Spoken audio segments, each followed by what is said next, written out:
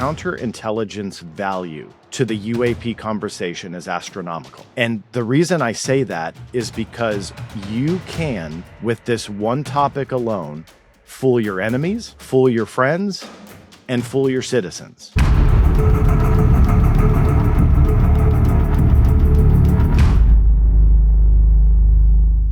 Ladies and gentlemen, welcome back to Change Agents, an Ironclad original presented by Firecracker Farm. Today we're going to talk about missing scientists and declassified UAP files. Our guest today is John Greenwald Jr., the creator of the site, theblackvault.com. John has spent the last 30 years sending more than 11,000 Freedom of Information Act requests to the federal government. And now his site is the largest privately run online repository of declassified government documents anywhere in the world. He is the founder of the site, The Black Vault, which contains more than 3.8 million pages of declassified government documents ranging in topics from UFOs and strange sightings to MKUltra, Amelia Earhart, and JFK. Let's dive into the show.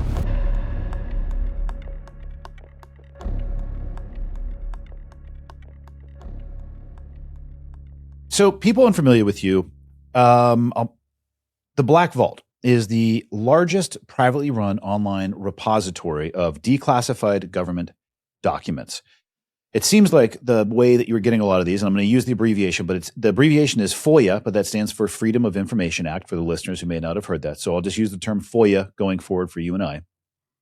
How did you arrive at this place? How did you submit so many FOIA requests? How did you decide, like, of all the things that you could do, this is where the pin landed? I was 15 years old when I learned about the Freedom of Information Act and decided to start using it. This year, not to age myself because I'm getting old, but will be my 30th year using it. And how I got there, to be honest with you, was curiosity. Again, I was 15. I was just kind of that teenager who didn't want to focus in English or math class and decided looking into government secrets was a lot more fun for me, and started teaching myself the Freedom of Information Act back in 1996 and filing requests. And that was kind of the motivation, was the curiosity of what is the government hiding. Now, one of the biggest mistakes that I made when I was 15 was because I was trying to figure out, what's the truth about all these different topics. UFOs was my biggest one. My biggest mistake was like, well, why don't I just go to the government for answers? If there's this law that allows me to access information, they'll tell me the truth, and that was my naive mindset back then, thinking that, hey, they would tell me the truth about all of these things. So why not utilize this act? Well, it changed my life to use it, but I quickly realized, okay, this was going to be a challenge. Using the FOIA, it's got a lot of kind of shortcomings itself when it comes to the legal standpoint of it. But I just started hammering the government with requests, looking for information. And what I found was, the documentation was starting to really go against what they were saying at press conferences or publicly released reports. Again, started with UFOs, but I mean, you name a government secret, and in the last 30 years, I've done something on it. That was my motivating factor. And here we are. I've filed over 11,000 requests in now almost 30 years and have compiled about 4 million pages online. It's been a wild ride. It's been an amazing journey, and I don't see myself stopping anytime soon. Ladies and gentlemen, hot salt from Firecracker Farm is the real deal. It's not just heat, it's flavor that elevates everything that you cook. The best thing to happen to food since fire. That's a bold statement, but I'm going to go ahead and agree with that. It's delightful. One of the best things about this brand is there's a real person behind it. His name is Alex, and he makes these in small batches, so it's not always easy to get. You don't want to miss out.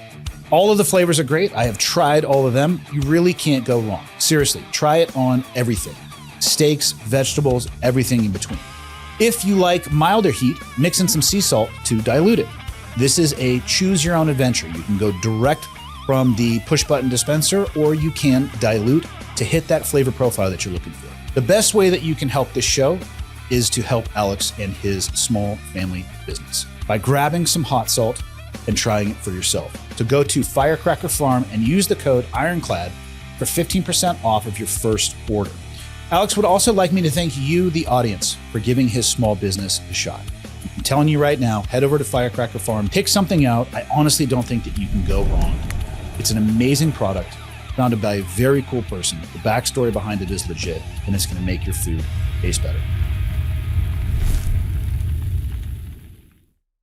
So I've heard of the Freedom of Information Act for the vast majority of my life, but I'll be honest with you, I've never actually even looked into what the process is like. Do you always submit to the same place? Can you walk through the actual just mechanics of a FOIA request? Yeah, you don't always file to the same place. In fact, there are hundreds of places that you could submit to. Any federal agency or military branch is open to the FOIA with very, very few exceptions.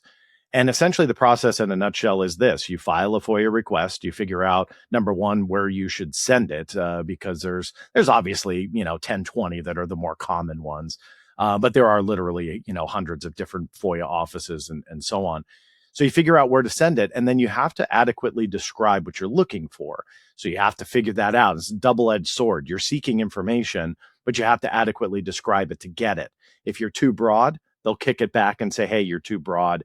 They call it being too burdensome.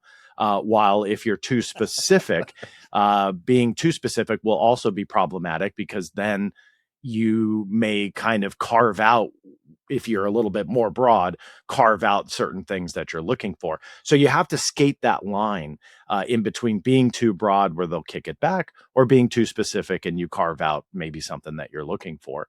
And that's kind of it. That's the nutshell version of sending off the FOIA. Now, they have like 10 to 20 business days, depending upon the type of request in the agency, to respond to you, but that doesn't mean you're going to get the information. Essentially, you're just going to get an acknowledgement of FOIA case number, and then the waiting game begins.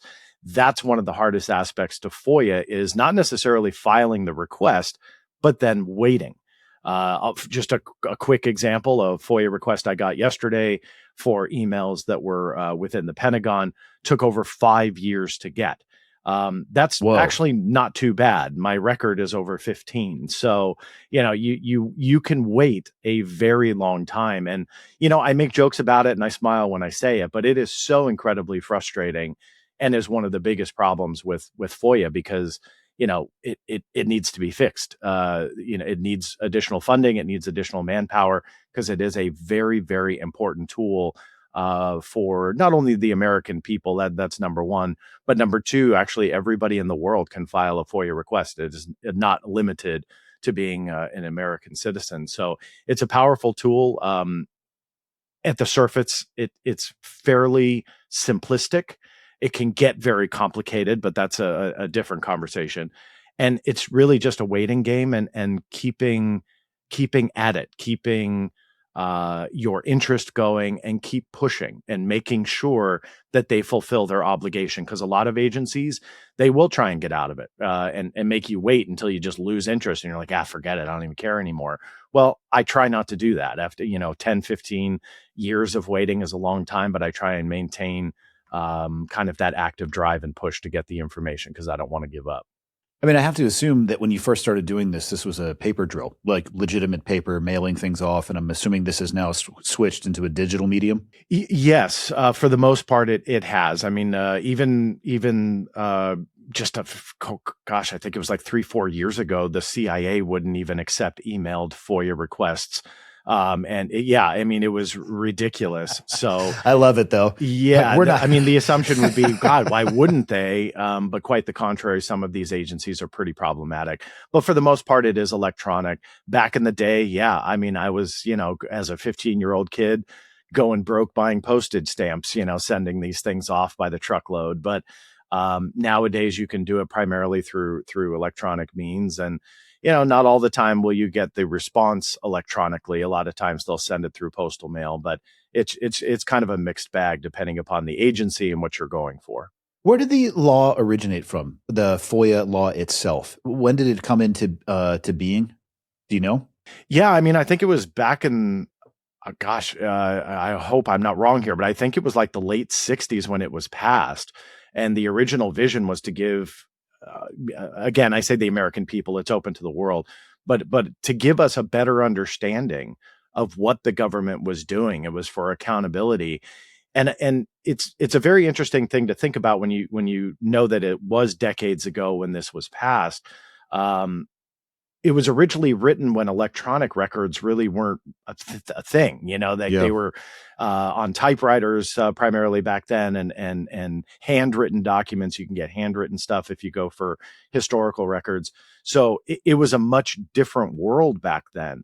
And there have been amendments, like in '96 when I started. That was the passing of what was called the Electronic Freedom of Information Act, which ensured that electronic records were open to it. So it's gone through certain amendments through the decades, but the core of it has been the same. And again, it roots to keeping the government accountable, that we don't have to rely on spokespeople and politicians giving us the ins and outs of what's going on within these federal agencies and military branches, but rather we can be that checks and balance system to go after that information and get it. It's not always easy. And in fact, it's primarily just very, very hard, but it can work. And there are millions of examples of it working, not only with me and what I do with the blackvault.com, but there are journalists out there who specialize in going after this information and showing the stories that do not get talked about on an everyday level. So, you don't just have to go for the deep, dark secrets like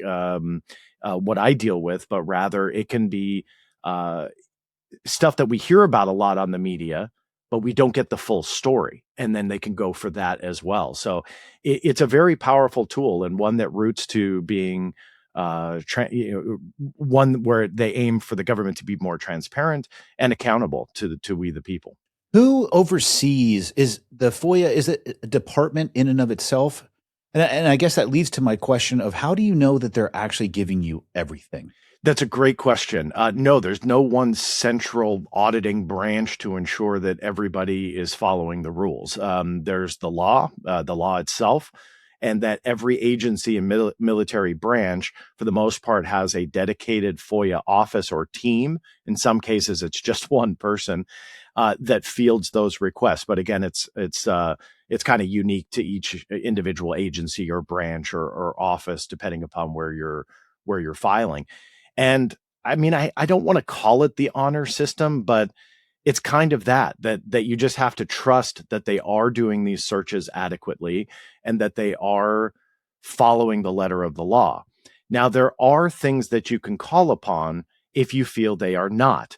Sadly, in a lot of cases, you're going to the exact either office or agency that's overseeing themselves. So it Yeah. doesn't always work as well as you might want it to. But there are organizations, and I should say a government organization called OGIS. So it's not like an outside third party thing that you can call upon. It's part of the National Archives. So if you feel that a particular agency is truly not following the letter of the law, you can then get this organization called OGIS to kind of intervene and help you. But even their workload is pretty stacked high. So it's very sometimes difficult to get that help. So there are those internal checks and balances also, but it is a lot of trust on our side, on the American people side, the journalism side, whomever's doing the FOIA request. There's a lot of trust in there because we just have to hope that they're doing their job. We can do that appeal process again. Then you're just kind of you're relying on another office in the same agency, but you do have an appeal process, and then you can take them to court, and then that gives you a whole new level of oversight where you step into a courtroom and can Yeah. argue this in front of a judge. Do they have, when you put these requests in, is there a carve out? Could they claim national security? Is there a way for them to, when you get to a point or on a particular topic, and this probably shifts over time and the recency or currency of what you were looking for or how sensitive, can they deny it and just claim national security? Absolutely. There are 9 exemptions under FOIA that any agency or military branch can call upon to exempt the information. We know them just in the general public as redactions. So when we Yeah. see those redactions, generally those are tied to one of 9 exemptions. Number one, what's called exemption B1, is just that, national security. That generally draws from information being classified or a pure a clear threat to our national security. Yeah. And generally that's going to be classified information. So that's B1. A couple other commonly used one is B6, which is privacy information. And that makes sense. Social security numbers, physical addresses of people, even names of people that they want to protect within agencies and so on that are not elected or appointed officials. Totally understand. So B6 is kind of one of those given ones. They have one that's very abused, which is called B5. Pretty much we call it the exempted if you want to exemption. That's kind of that's a good acronym. Yeah, come up with a good one for that. Yeah. Yeah. And essentially what this is internal deliberation. So they can pretty much put anything under the umbrella of B5 and redact it and go, oh, this is internal deliberation. And I guess to a point, if they're deliberating something and they don't want to have the general public peek into their inner workings of that process, in some cases it makes sense, but it is a very well-known abused exemption. So 9 total that they can draw on. 3 or 4 are very, very common. And yes, there are some that they can easily fall back on. So when you appeal it, you can't really make an argument in some cases because it's incredibly hard to know what they're redacting. And a lot of times it's not a word or a line or 2 lines. Sometimes it's full pages blacked out top to bottom. So how do you fight that? I mean, again, it's one of those double-edged swords where I don't know what I'm trying to get. I know the broad scope of my request, but then they're exempting all this against B5. How do you fight that? And so in some cases, it's a little bit more clear cut and there's a legal pathway to do it. In other ways, it's like, where do I start? And that's the game. That's what they want to play, because what do you do in the end? You give up. You just say, well, forget it. It's too difficult. And in many cases it is. But I've been pleasantly surprised. And it took me years to know this. So if I can stress one thing in this answer, it's this: always appeal. If you feel that you have any grounding whatsoever and you're experimenting with FOIA, you're a journalist or a curious mind or whatever in between, always appeal, because you might be pleasantly surprised. And it took me years to have that mindset. I would just say, look, they're going to deny me on the initial request. What chance does a 15, a 16, an 18, a 19, a whatever year-old kid, and now I'm just a big kid that's a lot older with gray hair, but what chance do I have to fight this? And I've been pleasantly surprised. So always appeal, always take that chance and gamble. The worst they can say is no. And then if you truly believe in your argument, you can take it to court, but definitely pursue those appeal angles if you feel there is one. That makes sense. And for people who may not have an idea of the type of information that you can get, I mean, you have your website, theblackvault.com, like you mentioned. Talk to me about the volume of information that you have on there. And I'm curious, do you have it tranched out via topic? And then I want to talk about the curiosity and interest that you have seen in topics over time. Because I bet, like right now, I bet you UAP is way up there. But I bet you, I'm sure you watch the back end of this as well too. You can see that interest or whatever happens to be in the lexicon of the day shifting. Yeah. So through FOIA, you can pretty much get anything. Now, when it comes to government records, emails, reports, memos, policy documents, directives, fill in the blank, even photographs, videos, any digital medium, that is all open. Radar data, again, 9 exemptions. So don't think you just go and request anything. There are those 9 exemptions, but you are legally allowed to request it. Now, those 9 exemptions come into play, then we're in a whole different ballgame there. But anything that you can think of that is a government document or record or digital medium or anything like that, again, I stress emails, all of those types of records, they are all kind of fair game to FOIA. On my website, yes, it is very difficult to organize 4 million pages on pretty much any secret that you can imagine. What you see on your screen right here is the entire staff to the Black Vault. So your assistant looks a lot like the guy in the mirror. Yeah, that's exactly it. The janitor, he gives me a lot of problems, but hey, he does that too. So, I'm in the same boat, man. Yeah. But look, it's a fun problem to have. I love what I do. But organizing those records again in the millions of pages gets very burdensome. Talk about burdensome, but it's very difficult to make sense of it. So what I've done is I break it down by category. And then to the best of my ability, I'll have archive pages where you can load, and literally it'll link you to tens of thousands of pages. The FBI files are a huge hit on the website also, where you can click on, let's say, former CIA directors or former FBI Oh, I directors, bet. authors. I mean, there's all these different categories. You click on that, and then boom, you get a listing of all of the people that are in that particular category. So that's how it's organized. The search engine obviously is going to be key to helping you find the way. But then that gives you kind of the roadmap of what everything is. But admittedly, it's so hard, to put Yeah, all of that together. So if you're going to dive into the archive, make sure you use the search engine. for sure. Okay, so two popular topics. I'm sure you have some information on this one.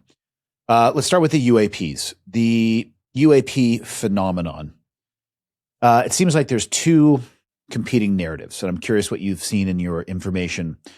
One is the government has and is hiding a program, and the other one would be is there is something out there and the government can't really figure out what it is, so they're withholding the information. Are you seeing either of those narratives leading the way, or are they competing for each other? What is your information showing you? Your best, this is John's assessment, right? We're not making a national intelligence assessment here. Just what are your thoughts on it? Yeah, I mean, it might be weird to say it, but I think it's all of the above. I think that there That's is fair. a lot of confusion. I think that there is a lot of uncertainty about whatever these phenomena are. I think there's different aspects of what's going on.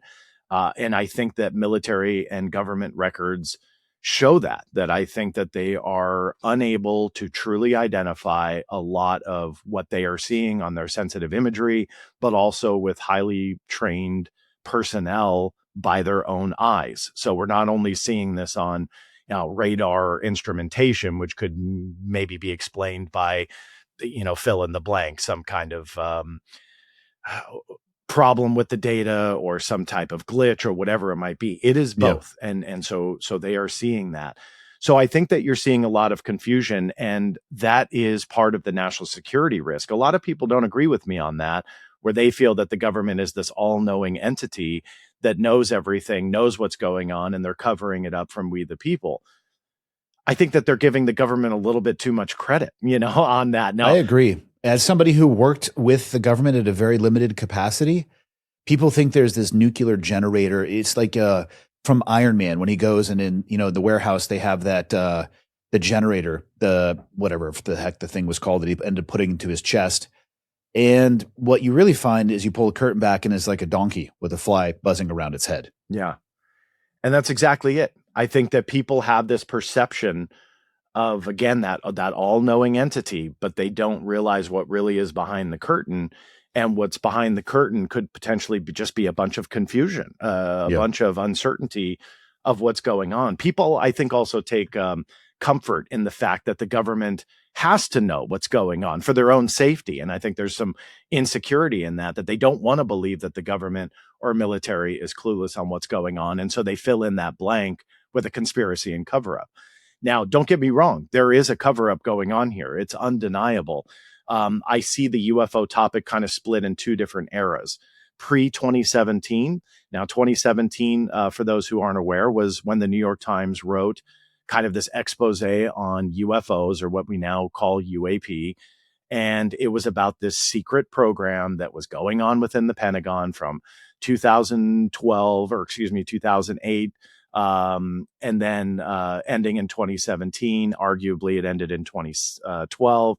It's this very long, convoluted, and largely incorrect story that the New York Times wrote in 2017. Again, I get a lot of dirt thrown my direction for saying it's incorrect, but it's incorrect. They had a lot of factual errors in that story, but it created kind of this shift in the conversation about UFOs, which I believe is a good thing. Mhm. But that controversy came along with it. But that's why I put the split there. Pre 2017, I believe documentation and evidence, provable evidence, showed a massive cover up on the topic of UFOs. And in a nutshell, they did their investigation called Project Blue Book, or what they kind of lumped together and refer to it as Project Blue Book, from 1947 through 1969, and said, hey, we investigated this. There's absolutely nothing to it. It's not a threat to national security. Stop asking questions. We're done. If you see a UFO, go to your local law enforcement. That's it.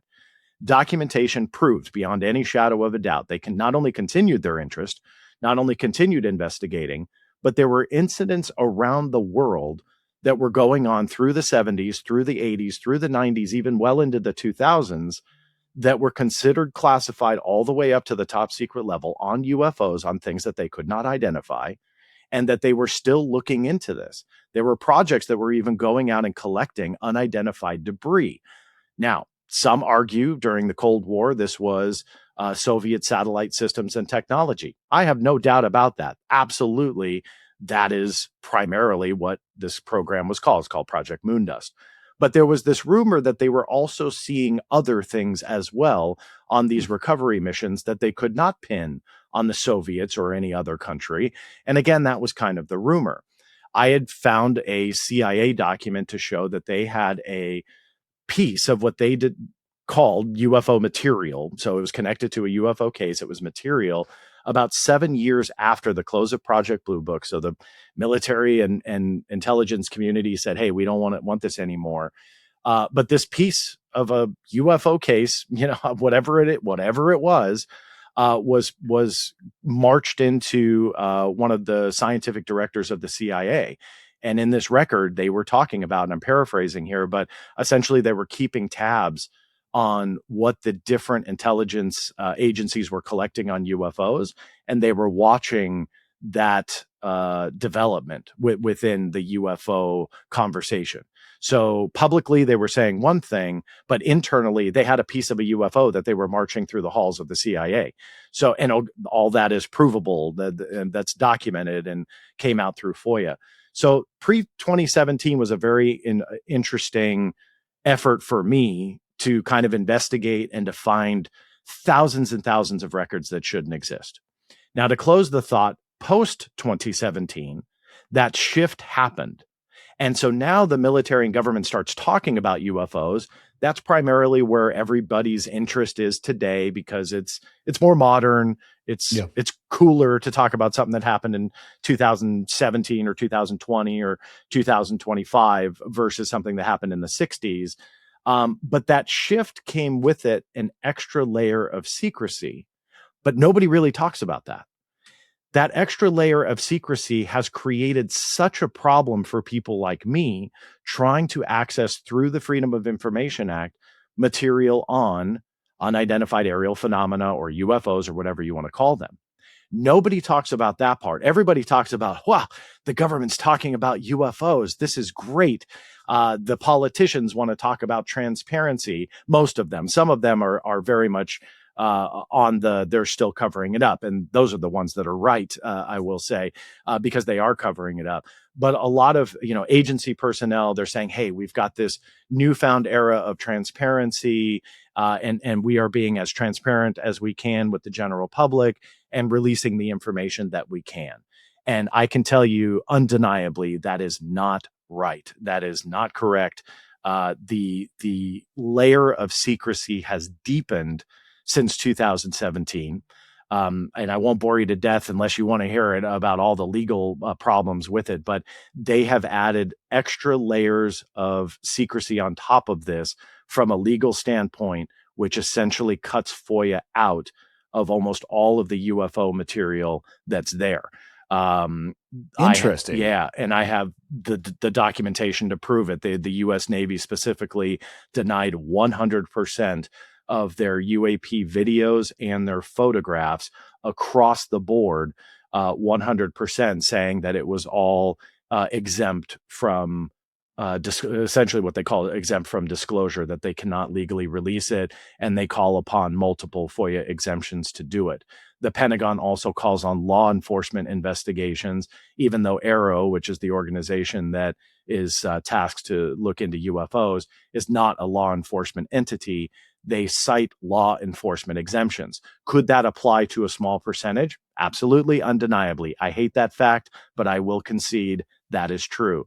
However, they have been denying everything. So it goes on and on and on about the level of secrecy that they have. And I will close it with this. They exempt everything when it comes to UFOs, citing primarily law enforcement exemptions, national security exemptions, and all that. But they also say the sensitivity behind the instrumentation is why we can't show you. It's not the UFOs or what it's capturing. It's how it's being captured. Oh, I is see what classified. you're saying. Yeah. They don't want to show the capabilities. They don't want to show the equipment. capabilities. That makes sense, except when you look at the actual facts around the story. And the actual facts around the story is when the U.S. military captures a Russian jet spraying fuel on a highly classified platform called the MQ-9 Reaper drone. Within 24 hours, they released the video like that. Yeah. If it's 24 hours, sometimes it's 12. Yeah, exactly. I was trying to be nice there, but you're absolutely it's as right. fast as it can get to a platform and be uploaded. Yeah. So when it works to their benefit, all of a sudden those capabilities are not as sensitive as they once wanted us to believe. But when it comes to UAP material, they're like, oh no, it's too sensitive to release. That's a problematic. So sorry to go off on a tangent there, but I wanted to kind of button that story with there is an issue here specifically with UAPs they don't want us to talk about. Yeah. No, I appreciate the tangent. I remember that article in 2017. It was very on the nose, and it was a serious article. You know, I think before that time, it was anybody who believed in UFOs were like, oh, you like a probe up your ass, huh? Because that's where all the stories ended was, you know, you're like, oh, I got taken up into the ship. And I'm like, oh, don't tell me the rest because I know how this story goes. And I think that was a way, if you look at this conspiratorially, that was a way to always frame people who either believed or were looking into that as a little bit of a crackpot. Shifting it forward, you know, with the Times doing that, it being on the nose, it certainly has shifted in the way people are looking at this. Can you view, or could you view, I mean, I look at this, you know, the government releasing small pieces of information. I could also see them using this FOIA system as a way to embed bullshit that people don't realize that they're reading. And you know what I mean? Okay, like, hey, you know what? These people are really asking about this. Let's give them 80% truth, 20% bullshit. They're not going to be able to figure out what the wheat from the chaff on that. So instead of them looking in the right direction, coming this way, we start shifting the narrative and going in the other direction. How do we protect against that?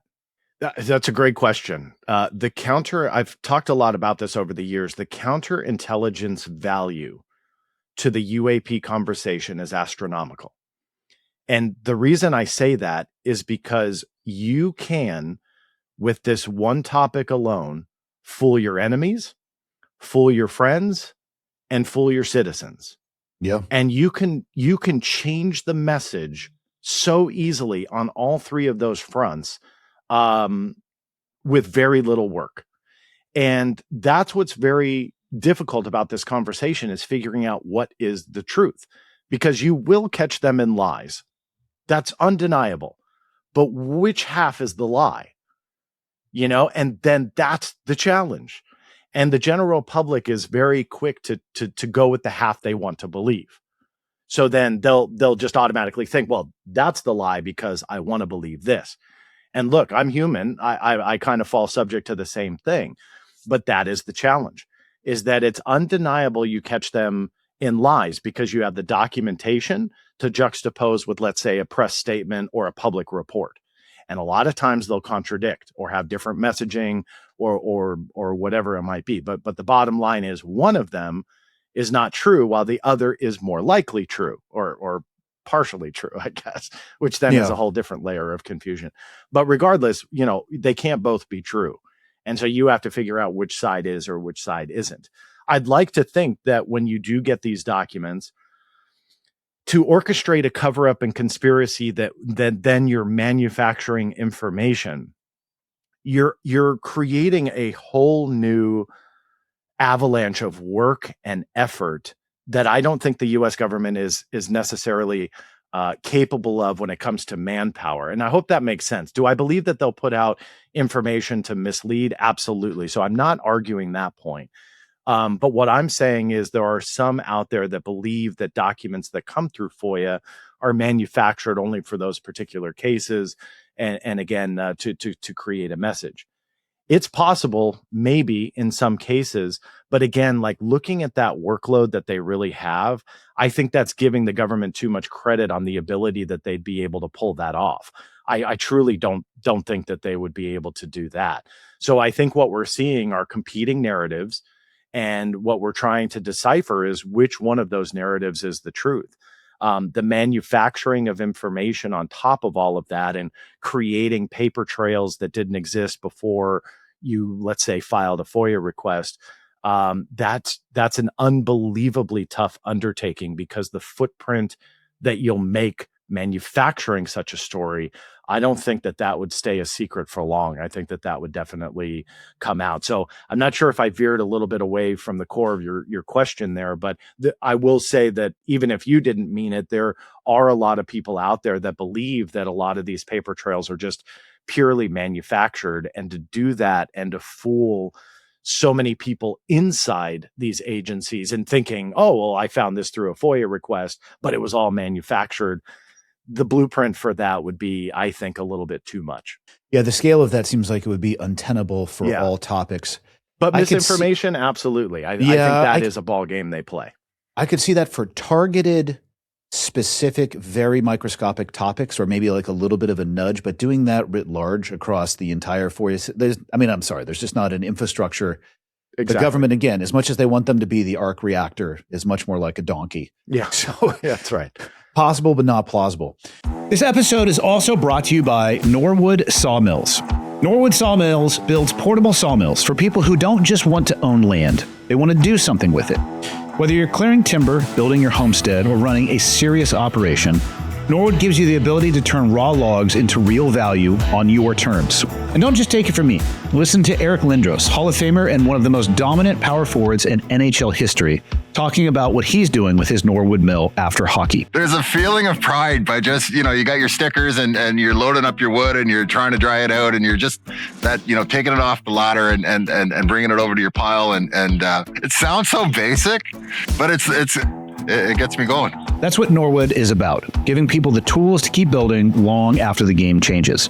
You can watch Eric's full story on Norwood Sawmills' YouTube channel, or hit the link in the show notes to request a quote. Thanks again to Norwood Sawmills for partnering with change agents and the Ironclad Network. Okay, question for you here. I have in my show notes, and my wife actually asked me about this, and I hadn't really followed it, but I'm curious if you've come across any of this or have heard of this. It says, in recent weeks, several scientists working on advanced programs have died or have gone missing. Retired Air Force General Neil McCaslin, who oversaw the Air Force Research Laboratory at Wright-Patterson Air Force Base, has also vanished. Do you know anything about these programs that General McCaslin was involved with, and any of those, who are some of those scientists are? And do you think that there is any aspect of this associated with UAP, or is this something completely different? I'll be honest with you. I think it is more coincidental. Okay. I think that if you look hard enough, you can find a conspiracy in anything. But there's no doubt that the notion that these scientists are disappearing and that there's a connection, that has definitely gained traction in the mainstream media. More and more people are talking about it. But I think when you dig in, you're talking about quite a few unfortunate circumstances that are likely not related. And that, again, I think people are looking for that connection when there is one. Now, even that's speculation on my part, because I don't know. I'm not sure. There might be a connection. I just personally, I think they are tragic situations going back a span of a few years. Like, people are going back, quite a few years, and then lumping all these things together. The sad truth is, people do die, people do disappear, people do have health issues out of nowhere, and people commit suicide. All of those are tragic circumstances. Could they be related? Of course. But is there evidence to support that? No. Will I absolutely listen if something surfaces? Absolutely. But yeah, I think the mainstream media is part to blame with some of these things where, stories get traction on X or on social media platforms. And then I think that there's like an obligation to some of these outlets to cover it. because it gets so much attention. And then I think you see that. I've seen that with quite a few stories over the years where that coverage will be by mainstream media mastheads that are flying these stories high on their home pages. And then I'll look at that and go, oh, let's see what kind of documents we can get, and then it may take 6 months, a year, or a couple of years, but documents that will come out that kind of completely contradict a lot of these stories, or a lot of these claims by these mainstream media outlets. And there's no update, there's no correction, they don't care. So granted, that media cycle may have long been gone, but is that fair to the American people or to the world, where you report something, get all this traction for it, create all this hoopla, and then it just kind of falls to the wayside, nobody really cares. Years later it's disproven, but they're like, who really cares? That New York Times story absolutely deserves some correction. But it'll never happen. The New York Times doesn't care to do that, which is very a fraction of the people would read it anyway. Like, the headline is what grabs people's attention. I wouldn't even say that the news or mainstream media feels obligated to cover it. I mean, let's just be honest. They are in the attention gathering and maintaining business. Yeah. And if they see something that is gaining traction, whether it is right or wrong, they are in the business of holding your attention so they can serve you something to sell, whether it's an advertiser that supports their platform or the platform itself. And if they see people paying a lot of attention to it, they are going to get involved in that. And if you make a headline, to go back to the scientists, you can make a headline that made it seem like they were all actually working in the same office together in the same year, and then like 8 out of 8 people have gone missing. It's a different headline if you're like in a department of 10,000 people. Over an X number of time period, X number of people went missing, and you could look at that and be like, that's actually pretty statistically normal for people dying. It could apply to almost any other construction work as opposed to national security as well too. It's I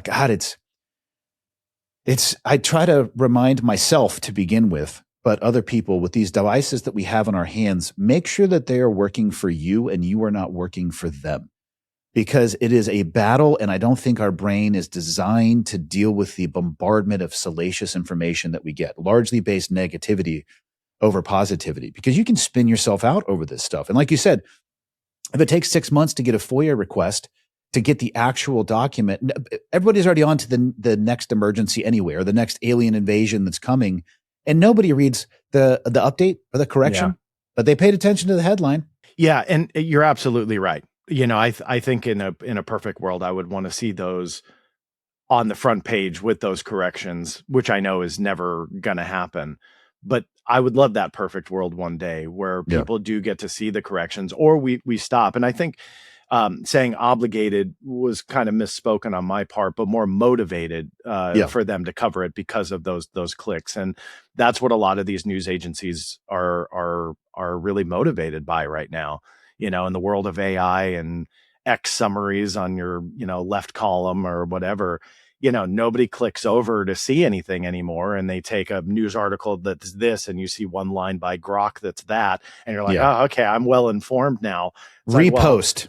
Like, yeah, exactly. And you become a mechanism. Yeah, you become a mechanism of this snowball that is gathering size and velocity as it's rolling downhill. Yeah, it's unfortunate. I mean, I've been fascinated to see that trend. When I first started, again, not to age myself here, but when I started programming websites, it was just before I started using FOIA. It was about 1995, and HTML was in the version called 1.0. And it was just very simplistic, very text-based, gray backgrounds and so on. And that's how I learned programming. To see the evolution from that, just from the design aspect, but the information flow from that to today, over 30 plus years, has been incredible to see for me, because I love data. I love information.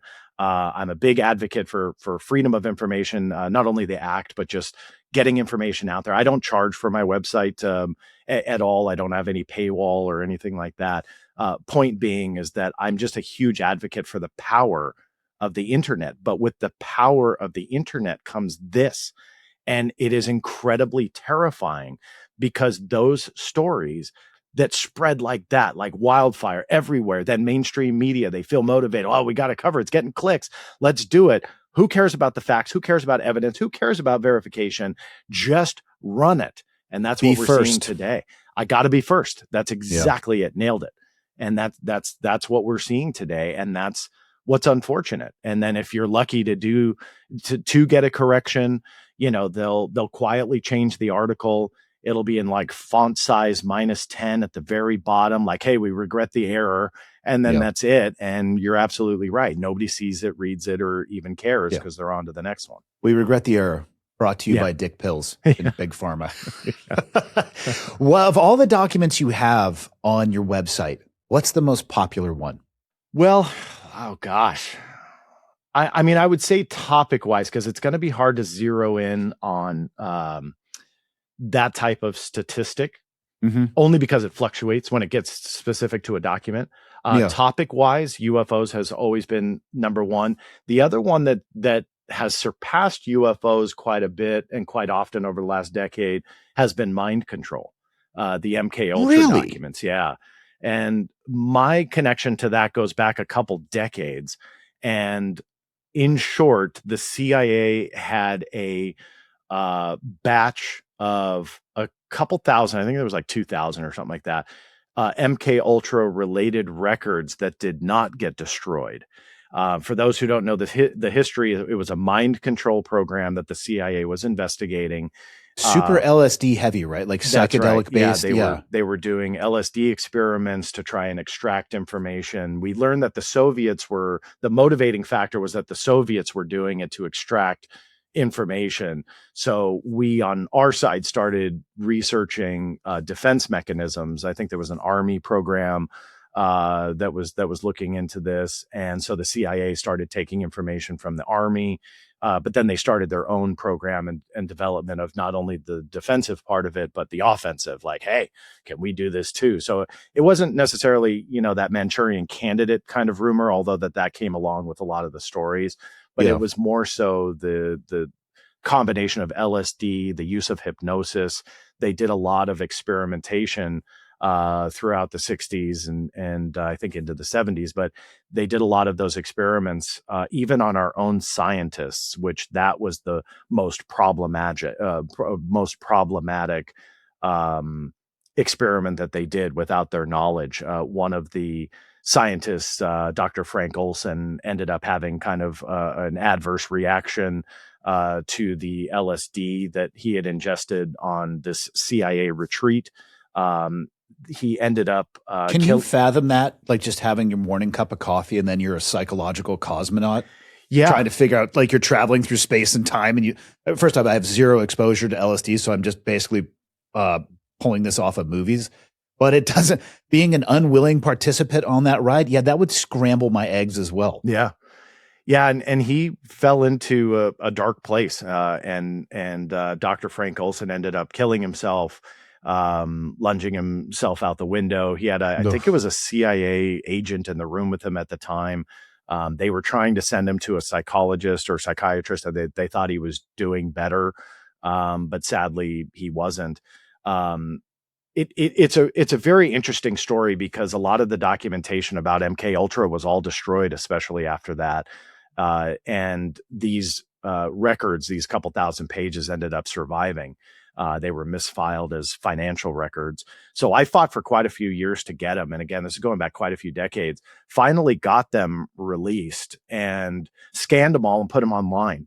And this was a few decades ago. I mean, it was like 20 plus years ago, a couple of decades ago, 20 plus years ago, when these things finally came about and got put on the internet. And that has over the years gotten revived interest on and off. So it's interesting to see kind of that popularity wave and roller coaster where, sometimes it'll go a year or two without getting a whole lot of interest. And then all of a sudden the public is, for whatever reason, really interested in it again. And then my statistics on that archive will go sky high. So that's a big one. UFOs, remote viewing is another one. So that was also a CIA program where they used, people that claimed that they could essentially see far away places without being there. So they were trying to see through experimentation whether or not there was any intelligence value with that.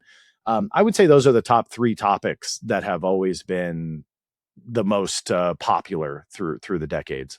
So MKUltra, when you're talking about mind control, and honestly, that's usually the lens I've heard it through as well. It was actually more about getting information from people as opposed to them moving objects with their mind. Well, that was the core of yeah, the MKUltra experiments was getting information. So it was Okay. the use of LSD, which would then That actually makes more sense to me, at least, Right. than, like open the refrigerator door from sitting in your chair. Yeah, there was rumored of other kind of I'm trying to think of the right word, but I mean, I guess paranormal would be the right word.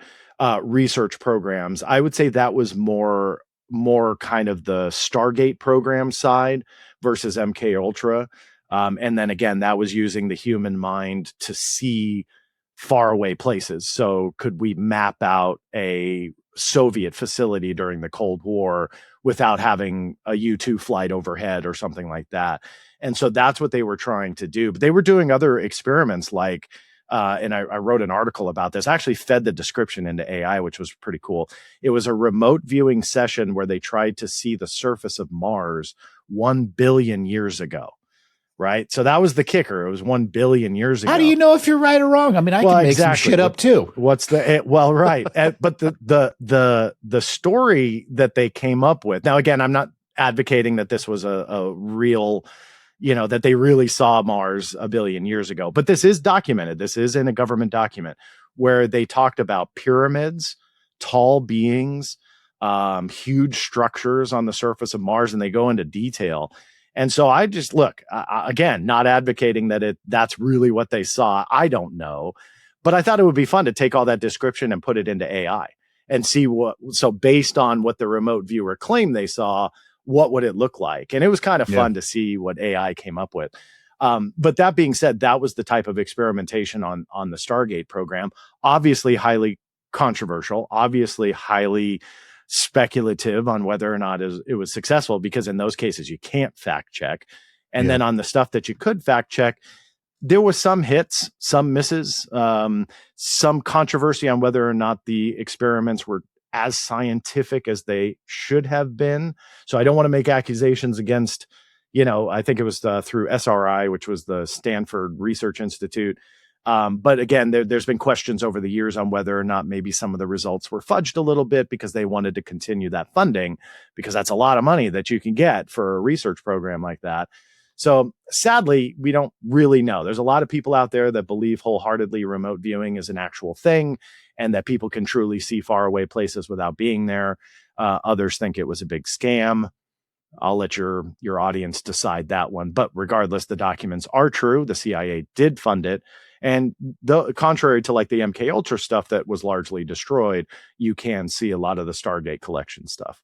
Yeah, it doesn't surprise me they destroyed a lot of the MKUltra stuff. It's fascinating too. I mean, by doctrine and charter, the CIA is supposed to be externally facing, right? They're not supposed to be doing this type of stuff, running these programs. And it sounds like this was like a legitimately officially funded by, potentially even managed by CIA personnel, which again is in direct contravention of what it is they are supposed to be doing and the direction that they are supposed to be looking. Yeah. And I think sadly, and I know you're right, sadly, they don't care. You know what I mean? Like, I think that they are going to do whatever they want. And FOIA has really produced over the years and decades evidence to show that regardless of what the agency's intentions are, what their mission statement is, why they exist, and so on, they will do whatever it is that they as an agency want. And you see these authorizations for programs and efforts and stuff like that really doesn't fit in their purview, but they do it anyway.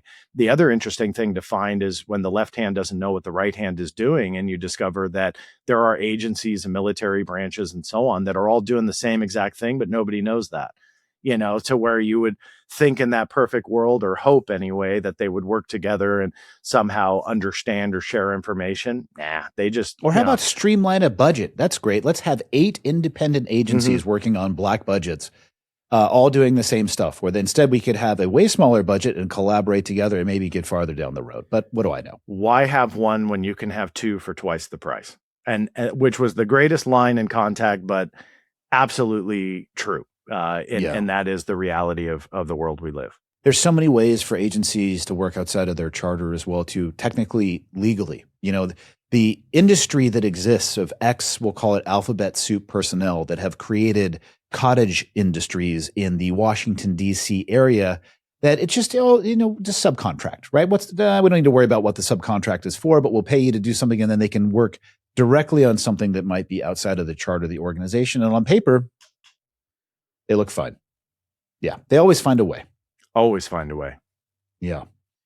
Man, fascinating. John, what's the best way for people to support your work? Pass the word. And I appreciate that question, but yeah, passing the word is the greatest way to show support. Tell people about the resource. Not to beat a dead horse, but I don't charge for the website. There's no registration required. I don't make any type of living off of membership fees or anything like that. I try and offset some of the bills with some advertisements on there, through Google and stuff like that, but that's about it. So passing the word is the biggest payoff for me. It sounds cheesy, but I have always been and have been for decades this advocate for transparency. And the reason I built the Black Vault is to give people the access to the information that in some cases I waited for decades to get, a decade and a half to get. They can download it, with the snap of a finger and a single click. And that's what I've always wanted. And, there have been documents that I've posted that, I just thought, well, that's kind of interesting. Not really. And I'll post it on there. And then I'll get a letter from a high school student or a professor or a scientist I've received thousands and thousands of letters over the years, but they'll specifically say thanks for a document that I had no idea would be of interest to anybody. And it worked for their school report or research paper or whatever. And man, those are just the coolest letters to receive. So spreading the word is the absolute best way. That's awesome. What do you want to leave the audience with? I'll give you the last words. Yeah, I would say always ask questions, whether or not you use FOIA or not. I'm a big advocate for it. But even if you don't take the company line, that's fed to you. I can tell you just from experience over 30 years, it pays off better for you if you want to know the full story to continue asking questions. And I think a lot of people are afraid to do it nowadays, or they feel like they won't get an answer. And I can tell you that if you push for it, you can find it. It may be frustrating along the way. It may take a little bit, but keep asking questions because it's only a benefit to all of us. I agree. Well, John, thank you for your time and thank you for the massive repository of government information that you have collected. And I hope people go search it out. I mean, even just talking with you for an hour, I learned a lot more about the FOIA process. Like I said, I've heard for probably my entire adult life, but didn't even understand the mechanism itself. I appreciate that. It's absolutely my pleasure. I love conversations like this. So thank you for having me. It's been an honor.